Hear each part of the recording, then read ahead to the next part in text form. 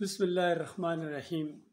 एक बात नाकाबिले फ़हम है, नाकाबिले समझ है कि जब दो बातिल आपस में टकराएं तो जीत और फतह हक की कैसे होगी। ये आज हर तरफ फैलाई हुई बात है कि हक के साथ खड़े हो जाओ, हक की जीत होगी, हक जीत गया जी। इलेक्शन हुए हैं जी और उसके बाद हक जीत गया इलेक्शन। और अल्लाह के बंदो, जब ये इलेक्शन, ये सिस्टम, ये है ही मुशरकाना निज़ाम, तागूती निज़ाम है, बातिल की जंग है। दो बातिल आपस में टकरा रहे हैं। एक तरफ 12-13 पार्टियां हैं और दूसरी तरफ अगर एक पार्टी या दो पार्टियां हैं तो ये सारी बातिल के ऊपर हैं। ये इस्लामी निज़ाम तो नहीं है, इस्लामी तरीका तो नहीं है, ये तो मुशरकाना तरीका है। और इस दौर का ये बदतरीन शिरक है। बदतरीन शिरक अगर कहा जाए किसी चीज़ को तो ये जमहूरियत का निज़ाम है इस दौर के अंदर। क्यों? इसमें अवाम की खुदाई है और जो कहते हैं मर्जी, जो बात होगी, अवाम ताकत का सरचश्मा है। अल्लाह को बिल्कुल भूल गए। बल्कि इनके एक साहब ने आज तकरीर की, अपनी खुशी का इजहार भी किया, बार बार ये भी कह रहे हैं कि फ़लाँ ने बड़ी मेहनत की, फ़लाँ ने बड़ी मेहनत की और क्रेडिट फ़लाँ को जाता है और ये होता है और वो होता है। और आखिर में कहने लगे कि आखिर में अल्लाह ताला का भी मैं शुक्रिया अदा करता हूँ, आखिर में अल्लाह ताला का भी शुक्रिया अदा करता हूँ कि उसने भी रहम फरमाया। वो अल्लाह के बंदो, ये डील है, ये छूट है। ये तो कामयाबियाँ हर एक को मिलती हैं। क्या इंडिया में मोदी को नहीं कामयाबियाँ मिलती हैं? ये हालात उसके लिए साजगार हो जाते हैं। कई दफ़ा अमेरिका के लिए हालात साजगार हो जाते हैं, कभी चाइना के लिए हो जाते हैं। तो क्या अल्लाह के वो महबूब बंदे हैं, वो हक पर हैं? या यूक्रेन और जो रशिया आपस में लड़ रहे हैं तो जीत हक की होगी? ऐसा मामला नहीं है। अल्लाह के बंदो, इस अल्लाह की छूट के मंसूबे को समझो। और चंद दिनों की ये ज़िंदगी है, चंद लम्हों का ये मामला है। उसके बाद हमेशा हमेशा की ज़िंदगी शुरू होने वाली है। और अगर उस ज़िंदगी के लिए तुमने कुछ ना किया तो उसके बाद पछतावा, ऐसा पछतावा होगा कि अल्लाह उस पछतावे से अपनी पनाह में रखे। और देखो कितनी मेहनत कर रहे हैं। मुझे हैरानगी होती है, तरस आता है इनके ऊपर कि इस दुनिया की खातर, और वो भी मुशरकाना निज़ाम की खातर, सर दड़ की बाजी इन्होंने लगा दी। और यहाँ तक कहते हैं मेरी जान भी चली जाए तो मुझे कोई परवाह नहीं, जान भी चली जाए। इनको होश नहीं है कि जब जान चली जाएगी ना, उस वक्त जब फरिश्ते आएंगे हथौड़े मारते हुए यहाँ से लेके जाएंगे, उस वक्त आप लानत भेजेंगे उन लोगों के ऊपर जिन्होंने आपको इस रास्ते के ऊपर चलाया था और नसीहत नहीं की थी। और आपने उनकी बात मान के आपने इस सिस्टम को पसंद किया और इसमें पाकिस्तान की बका समझा। पाकिस्तान की बका इसमें नहीं है। पाकिस्तान की बका इस्लाम के अंदर है, इस्लामी निज़ाम के अंदर है, तौहीद के अंदर है, ईमान खालिस के अंदर है, नबी अलैहिस्सलाम के तरीके में है, सहाबाए किराम के तरीके में है। और ये जो आज आप लोग कर रहे हैं जमहूरियत के नाम से, जमहूरियत का हुस्न है और जमहूरियत के ये तोहफे हैं, एक दूसरे के ऊपर लानतें भेज रहे हो, एक दूसरे के खून के प्यासे हो, गालियाँ देते हो, एक दूसरे के ऊपर जेलों में ठूंसते हो, इल्ज़ामात कहीं लगाते हो, कभी करप्शन छुपाते हो। तो बताओ क्या कुछ तुम नहीं करते हो। तो ये जमहूरियत है इसकी। फिर कभी गिले शिकवे भी करते हैं कि देखो मेरे साथ जो मर्ज़ी करो, मेरी फैमिली तक ना जाना और ये ना करना। क्यों नहीं जाएंगे? जमहूरियत है ना जी, इसमें तो जाएंगे। इसमें तो इल्ज़ामात भी लगाए जाएंगे, आपके असली चेहरे भी सामने लाए जाएंगे।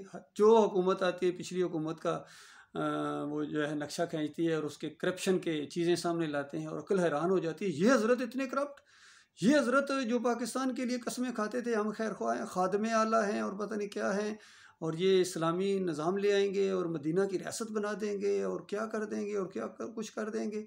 जब अल्लाह ने इनको इक़्तिदार दिया तो कुछ भी नहीं किया सिवाय इसके कि जाके मज़ारों के सामने लेट गए, सजदे किए और या अली मदद के यहाँ उन्होंने पट्टे बंधवाए। और इनकी जलसों के अंदर, इनके जुलूसों के अंदर गाना बजाना, डांस, बेहयाई, बेशर्मी और सब कुछ था। और अगर नहीं था तो खालिस अल्लाह की कोई बंदगी या अल्लाह की बात कोई नहीं थी, सिवाय इसके कि झूठे बात कर अल्लाह का बड़ा शुक्र है जी, अल्लाह का। तो बताओ, एक अगर शराब की फैक्ट्री लगाने वाला या जुए का अड्डा चलाने वाला जिस दिन वो कामयाब होता है, बहुत ज़्यादा पैसे कमा ले और के अल्लाह का बड़ा शुक्र, आज बड़ी अच्छी दिहाड़ी लगी है, कैसा लगेगा आपको?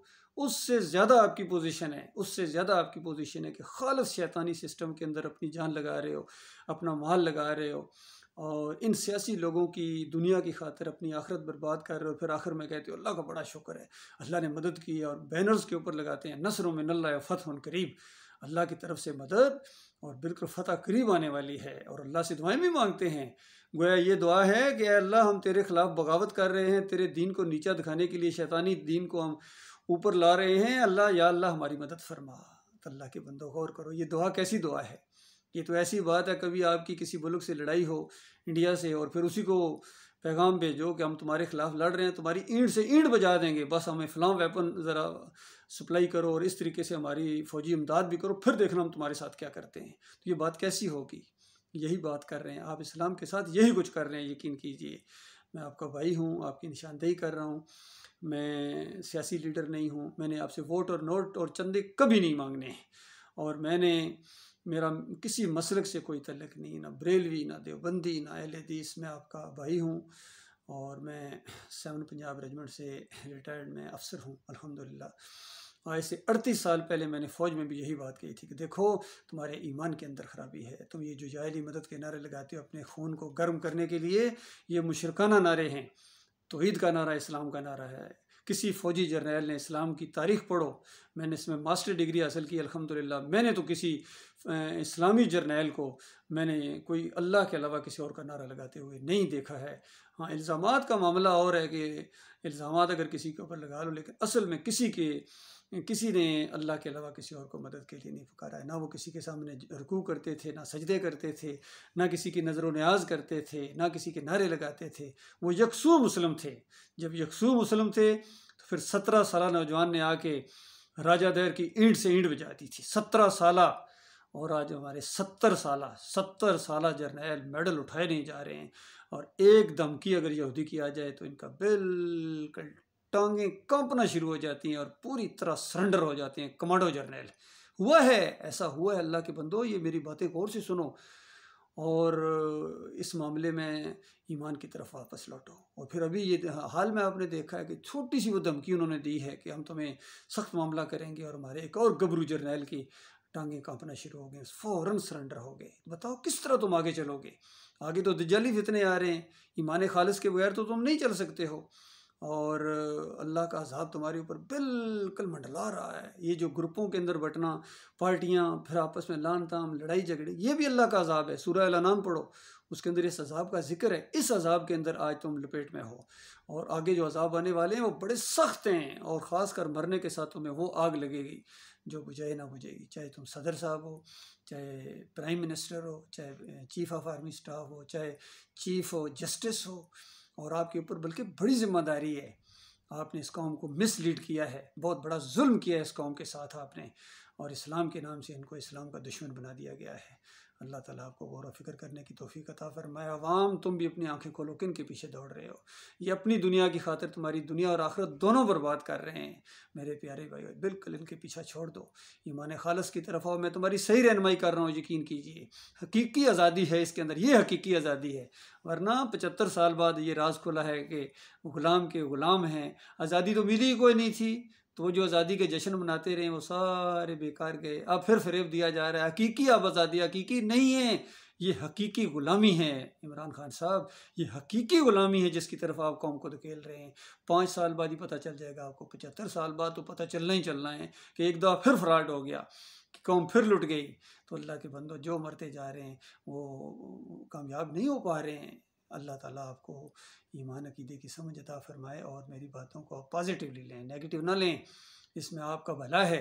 अल्लाह ताला इसकी तौफीक अता फरमाए, हमारे मुल्क की हिफाजत फरमाए, फ़रेबकारों से अल्लाह ताला बचाए, हमारे सरहदों की अल्लाह ताला हिफाजत फरमाए, और हमें ईमान खालिस की तरफ लटने की तौफीक अता फरमाए। आमीन या रब्बल आलमीन।